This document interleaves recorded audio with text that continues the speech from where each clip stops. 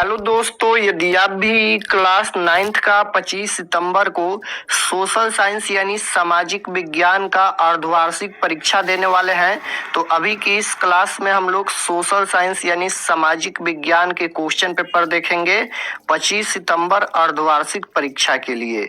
तो आप लोग इस क्लास में अंत तक बने रहिएगा। यहाँ पर देख सकते हो class 9th half yearly examination सितंबर 2025, अर्धवार्षिक परीक्षा सितंबर 2025। ये सोशल साइंस यानी सामाजिक विज्ञान का क्वेश्चन पेपर है और सामाजिक विज्ञान का विषय कोड 101 रहेगा। समय 3 घंटा मिलेगा, पूर्णांक पूरे 100 रहेगा और सबसे पहले खंड अ मिलेगा। खंड अ में आपसे ऑब्जेक्टिव टाइप क्वेश्चन पूछा जाएगा। 1 से लेकर 80 तक ऑब्जेक्टिव क्वेश्चन पूछा जाएगा, जिनमें से 50 प्रश्नों के उत्तर देना है परीक्षा में। 1 से 80 तक ऑब्जेक्टिव क्वेश्चन रहेगा, 80 में से 50 क्वेश्चन का आंसर देना है परीक्षा में। तो आइए पहला नंबर क्वेश्चन देखते हैं। फर्स्ट क्वेश्चन यहाँ पर पूछा गया है कि उत्माशा अंतरिक्ष की खोज किसने की। क्वेश्चन नंबर 1 देखिएगा, पूछा गया है यहाँ पर उत्माशा अंतरिक्ष की खोज किसने की। तो क्वेश्चन नंबर 1 का राइट आंसर क्या हो जाएगा, उत्माशा अंतरिक्ष की खोज किसने की, तो Bartholomew Diaz, option number D right answer हो जाएगा क्वेश्चन नंबर 1 का। क्वेश्चन नंबर 2 पूछा गया है कि फ्रांस की राजक्रांति के समय वहां का राजा कौन था। तो फ्रांस की राजक्रांति के समय वहां का राजा कौन था, तो लुई 16वां था। Right answer option number C हो जाएगा। फ्रांस की राजक्रांति के समय वहां का राजा कौन था, लुई 16वां, option number C right answer होगा। क्वेश्चन नंबर 3 पूछा गया है कि 1917 ईस्वी में कौन देश प्रथम विश्व युद्ध से अलग हो गया। तो 1917 ईस्वी में कौन देश प्रथम विश्व युद्ध से अलग हो गया, तो 3 नंबर क्वेश्चन का राइट आंसर हो जाएगा रूस, option number A right answer होगा रूस। 4 नंबर क्वेश्चन पूछा गया है राष्ट्र संघ की स्थापना कब की गई थी। तो राष्ट्र संघ की स्थापना कब की गई थी, तो 4 नंबर क्वेश्चन का राइट आंसर हो जाएगा 1920 में, option number B right answer होगा। क्वेश्चन नंबर 5 पूछा गया है नाजी पार्टी का प्रतीक चिन्ह क्या था। तो नाजी पार्टी का प्रतीक चिन्ह क्या था, तो ये हो जाएगा स्वास्तिक, option number B right answer हो जाएगा। क्वेश्चन नंबर 6 है कि नाजीवाद का प्रवर्तक कौन था। तो नाजीवाद का प्रवर्तक कौन था, तो 6 का राइट आंसर हिटलर हो जाएगा, option number B right answer होगा हिटलर। क्वेश्चन नंबर 7 पूछा गया है भारतीय वन अधिनियम कब पारित हुआ। भारतीय वन अधिनियम कब पारित हुआ, तो 7 का राइट आंसर हो जाएगा 1874 में, option number D right answer होगा 1874 में। 8 नंबर क्वेश्चन पूछा गया है संयुक्त राष्ट्र संघ का मुख्यालय कहाँ अवस्थित है। संयुक्त राष्ट्र संघ का मुख्यालय कहाँ अवस्थित है, तो 8 का राइट आंसर न्यूयॉर्क हो जाएगा, option number C right answer होगा न्यूयॉर्क। क्वेश्चन नंबर 9 पूछा गया है अमेरिकी संविधान कब लागू हुआ। तो अमेरिकी संविधान कब लागू हुआ, तो 9 का राइट आंसर 1789 हो जाएगा, option number B right answer होगा। 10 नंबर क्वेश्चन है कि मॉन्टेस्क्यू ने कौन सी पुस्तक लिखी। तो राइट आंसर 10 नंबर का हो जाएगा विधि की आत्मा, option number B right answer होगा विधि की आत्मा। क्वेश्चन नंबर 11 पूछा गया है कि द्वितीय विश्व युद्ध कब आरंभ हुआ। तो द्वितीय विश्व युद्ध कब आरंभ हुआ, 1939 से 1945 तक द्वितीय विश्व युद्ध चला था। तो 1939 में आरंभ हुआ, राइट आंसर ऑप्शन नंबर ए हो जाएगा क्वेश्चन नंबर 11 का। 12 नंबर क्वेश्चन है कि संस्थाल विद्रोह का नेता निम्न में कौन था। तो संस्थाल विद्रोह का नेता निम्न में कौन था, तो राइट आंसर क्या हो जाएगा यहाँ पर Sidhu Kanhu, option number D right answer हो जाएगा। क्वेश्चन नंबर 13 पूछा गया है यहाँ पर कि संयुक्त राष्ट्र संघ का नामकरण किसके द्वारा किया गया। संयुक्त राष्ट्र संघ का नामकरण किसके द्वारा किया गया, तो फ्रैंकलिन डी रूजवेल्ट के द्वारा, right answer option number B हो जाएगा। क्वेश्चन नंबर 14 पूछा गया है कि क्षेत्रफल की दृष्टि से भारत का विश्व में कौन सा स्थान है। क्षेत्रफल की दृष्टि से भारत का विश्व में कौन सा स्थान है, तो 14 का राइट आंसर हो जाएगा 7वां स्थान है, option number A right answer होगा। 15 नंबर क्वेश्चन यहाँ पर पूछा गया है कि भारतीय मानक समय ग्रीनविच स्टैंड टाइम से कितने घंटे आगे है। तो 15 का राइट आंसर हो जाएगा ऑप्शन नंबर सी 5.1/2 2 घंटे। Option number C right answer होगा। क्वेश्चन नंबर 16 पूछा गया है कि निम्न कारकों में कौन जलवायु को प्रभावित नहीं करता है। निम्न कारकों में कौन जलवायु को प्रभावित नहीं करता है, तो 16 का राइट आंसर हो जाएगा देशांतर। Option number C right answer होगा देशांतर। क्वेश्चन नंबर 17 पूछा गया है विश्व में सबसे अधिक वर्षा किस स्थान पर होती है। तो विश्व में सबसे अधिक वर्षा किस स्थान पर होती है, तो मौसिनराम में होती है। Right answer option number C होगा। भारत एंड पाकिस्तान के बीच की सीमा रेखा का क्या नाम है। तो भारत एंड पाकिस्तान के बीच की सीमा रेखा का क्या नाम है, तो राइट आंसर क्या हो जाएगा यहाँ पर। क्वेश्चन नंबर 18 का राइट आंसर हो जाएगा Radcliffe line. Option number C right answer होगा। क्वेश्चन नंबर 19 पूछा गया है कि किस देशांतर को भारत की मानक यामियोता रेखा माना गया है। तो 19 नंबर क्वेश्चन का राइट आंसर ऑप्शन नंबर ए हो जाएगा। 20 नंबर क्वेश्चन है कि ब्रह्मपुत्र नदी को बांग्लादेश में किस नाम से जाना जाता है। ब्रह्मपुत्र नदी को बांग्लादेश में किस नाम से जाना जाता है, तो 20 का राइट आंसर हो जाएगा ऑप्शन नंबर सी, यहाँ पर पद्मा हो जाएगा। क्वेश्चन नंबर 21 पूछा गया है कि गंडक नदी नेपाल में किस नाम से जानी जाती है। तो गंडक नदी नेपाल में किस नाम से जानी जाती है, तो क्वेश्चन नंबर 21 का राइट आंसर हो जाएगा ऑप्शन नंबर सी सप्तकोशी नदी। Option number C right answer होगा। क्वेश्चन नंबर यहाँ पर 22 पूछा गया है कि कांवर झील कहाँ स्थित है।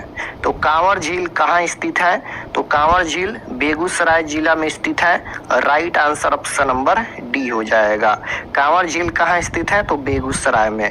क्वेश्चन नंबर 23 पूछा गया है कि भारत में वन जीव संरक्षण अधिनियम कब लागू किया गया।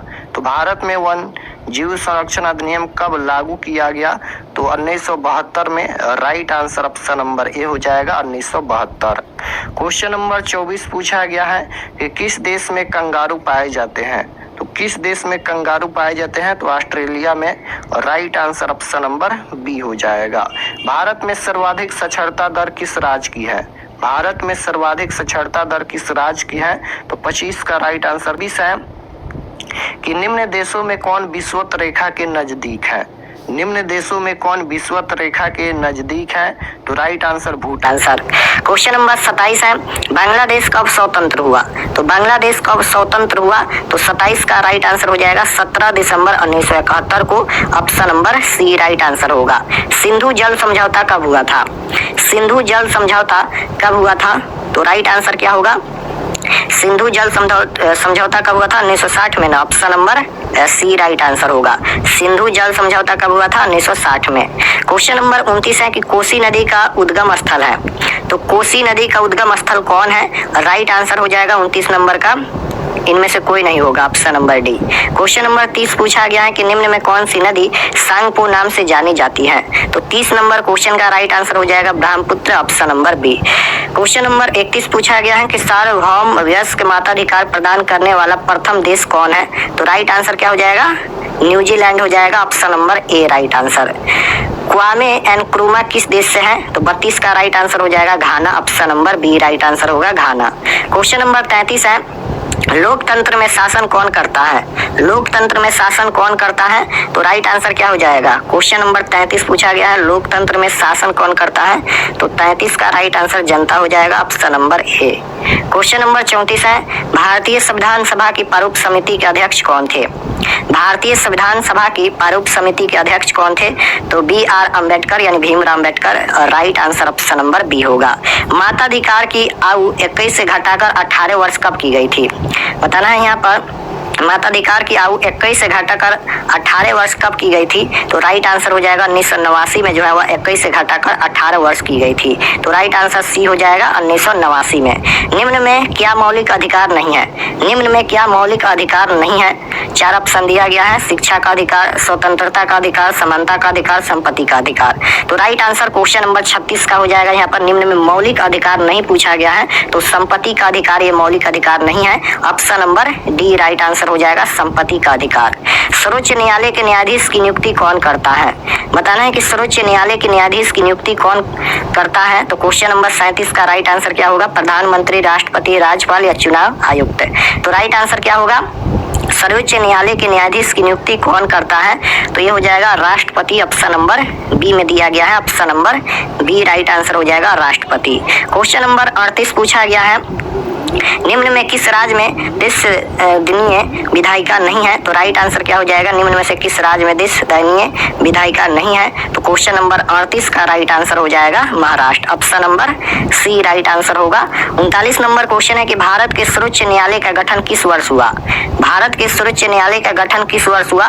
तो राइट आंसर हो जाएगा यहाँ पर 1950। 39 का राइट आंसर बी होगा। 40 नंबर क्वेश्चन है, राज्यसभा का सभापति कौन होता है? तो राज्यसभा का सभापति कौन होता है? तो उपराष्ट्रपति। Right answer option number C हो जाएगा। क्वेश्चन नंबर 41 पूछा गया है कि निम्न में कौन देश के मौजूदा कानून में संशोधन कर सकता है? तो राइट आंसर हो जाएगा संसद। Option number D right answer होगा 41 नंबर का। क्वेश्चन नंबर 42 है, शिक्षा के अधिकार को मौलिक अधिकार का दर्जा कब मिला? शिक्षा का अधिकार को मौलिक अधिकार का दर्जा कब मिला? तो राइट आंसर हो जाएगा 2002 में। Option number B right answer होगा। उत्पादन का सक्रिय साधन है, तो उत्पादन का सक्रिय साधन कौन है? पूंजी हो जाएगा। Option number B right answer. Question number 44 है, भूमि का पारिश्रमिक कहलाता है। तो भूमि का पारिश्रमिक क्या कहलाता है? तो लगान कहलाता है। Right answer option number D होगा। गरीबी के दुष्चक्र की अवधारणा किसने दी? तो 45 का राइट आंसर हो जाएगा रेगनर नक्स ने। Option number C right answer होगा। क्वेश्चन नंबर 46 पूछा गया है कि देश की प्रमुख आर्थिक समस्या क्या है? तो 46 का राइट आंसर इनमें से सभी हो जाएगा। गरीबी, बेरोजगारी, पूंजी का अभाव, इनमें से सभी राइट आंसर होगा। Option number D. निम्न में से क्या नकदी फसल है? तो राइट आंसर क्या हो जाएगा? यहाँ पर नकदी फसल पूछा गया है, तो राइट आंसर हो जाएगा 47 नंबर का एक हो जाएगा। Option number B. Question number 48 है, बिहार में जीवन निर्वाह का मुख्य साधन क्या है? तो राइट आंसर कृषि हो जाएगा। बिहार में जीवन निर्वाह का मुख्य साधन क्या है? कृषि। क्वेश्चन नंबर 49 पूछा गया है, खदान का बफर स्टॉक किस संस्था द्वारा किया जाता है? तो 49 का राइट आंसर हो जाएगा FCI। Option number A right answer होगा। न्यूनतम मजदूर अधिनियम कब पारित हुआ? न्यूनतम मजदूरी अधिनियम कब पारित हुआ? तो 50 का राइट आंसर 1948 हो जाएगा। Option number B right answer. तो यहाँ पर हम लोग 50 ऑब्जेक्टिव क्वेश्चन देखे हैं और 50 क्वेश्चन का ही आंसर देना है परीक्षा में। अब चलिए हम आपको बताते हैं कि आप लोग ऑब्जेक्टिव सब्जेक्टिव कहाँ से डाउनलोड कर सकते हैं।